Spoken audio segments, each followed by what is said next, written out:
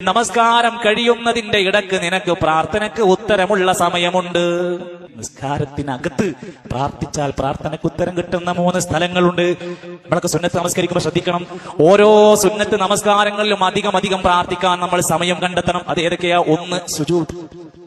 സുജൂദിൽ കിടന്ന് അള്ളാഹുവിനോട് ഏറ്റവും അടുത്ത സമയമാണ് സുജൂദ്. നന്നായി പ്രാർത്ഥിക്കാൻ ഹദീസ് പറഞ്ഞതാണ്.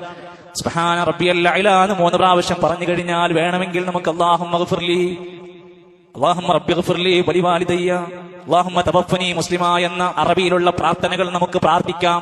രണ്ടാമത്തെ സമയം ബൈന സജ്ദതൈൻ, 2 സുജൂദിന്റെ ഇടയിൽ ഇരുന്നിട്ട് അല്ലാഹുമ്മ ഗ്ഫിർലി വർഹംനി പറയുന്നുണ്ടല്ലോ.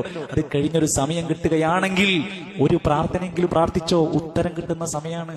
3 ബഅദ തശഹുദിൽ അഖീരി വഖബല സലാം, അവസാനത്തെ തഹ്ഹിയാത്തിൽ സലാം വീട്ടുന്നതിന്റെ മുമ്പ് സമയം കിട്ടിയാൽ ഒരു പ്രാർത്ഥന പ്രാർത്ഥിച്ചോ, ഉത്തരം കിട്ടുന്ന സമയമാണ്.